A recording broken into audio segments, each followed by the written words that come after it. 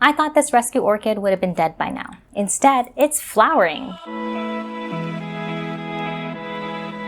Today, I'm going to be talking about this beautiful orchid right next to me. This is a rescue Phalaenopsis that I have, and as you can see, it's currently in bloom. This plant is a little bit unusual. Looking at the current state of this plant, you would think that it's in great health, right? It has a lot of flowers, it's blooming, it has some leaves and some roots, and by all means, it is considered a healthy plant. But as we dive right in, I think you might see that it may not necessarily be the case. This plant has 3 spikes. 2 of the spikes are currently in flower, and the presentation might not be the prettiest, but it's definitely flowering. Not only that, it has a couple of new leaves, and it has 2 keikis attached to an older spike. It's throwing off this crazy flower show right now, which I am totally loving. And it is a no ID plant, so it's really nice to see the flowers after about a year or 2 of just seeing only leaves. I got this about 2 years ago in this huge orchid rescue haul. It was just one of probably 50 plants that I got, and these were previously bloomed out orchids. When it came to me, it had a bit of a mealybug problem. It had a couple other issues as well. It was dehydrated, and there's just a lot going on. For this particular plant, I didn't have the option to repot because it was with a lot of other plants and I just didn't have time.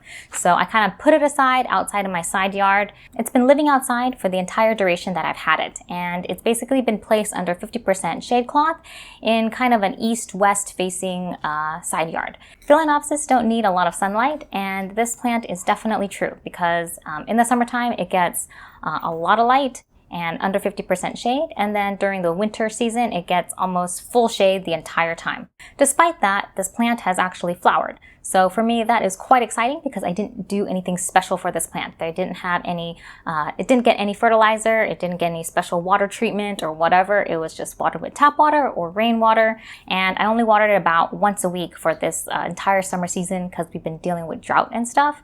And so having a full sphagnum moss setup for this plant has been very helpful. On the whole, it's been pretty low maintenance with this plant. So kind of diving into the nitty-gritty, it looks great, it seems healthy, it should be like a rescue success, right? Well, to take a step back, let's check on this plant in further detail.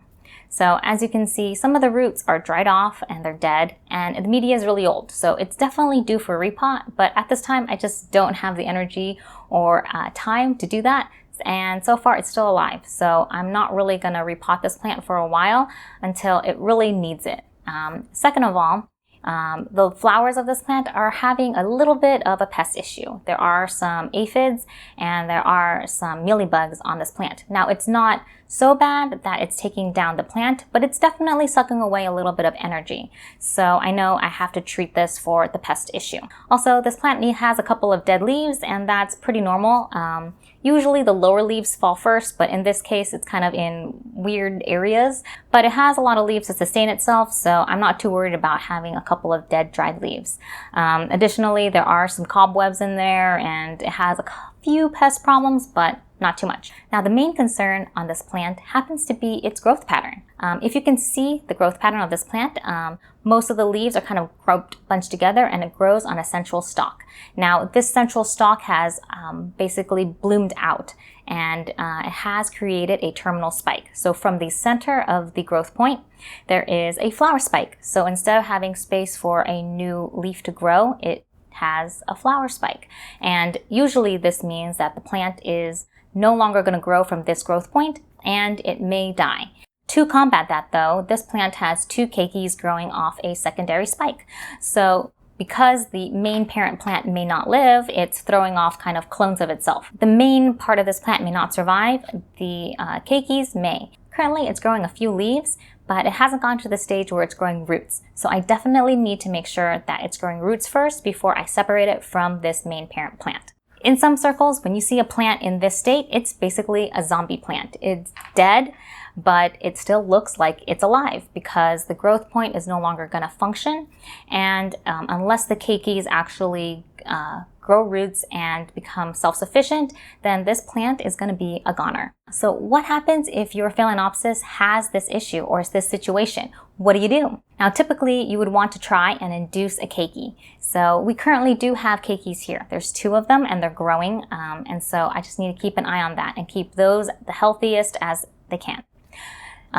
One way to deal with that would be to remove all of the flowers and then just let the plant send all of its energy to those keikis so that they can grow, and hopefully they will have some roots, and then from there we can remove those plants and that will be the new, propagation for this plant. Otherwise, we're just going to check it as an experiment, see how it goes if we do absolutely nothing. Will this plant survive? Will it not? It's kind of like a big question mark. Some people say that they can survive just like this and they'll just continue growing or create another basil keiki or something like that and continue on. I've never really encountered this before, and this is kind of a very unusual situation for me, so that's why I want to document it. If you have any thoughts on what I should do, please let me know in the comments, and I would love to know more about this type of terminal spike situation. And we'll come back to this plant next week to see what I actually did to this plant. Did I remove the flowers? Did I decide to keep it and leave it alone just to see what would happen? Please come back next week and find out.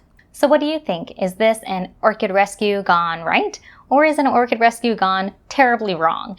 Please let me know what you think in the comments, and if you have any advice on what I should do with this plant, please let me know as well. Thanks so much for watching, and I'll see you in the next episode. Bye!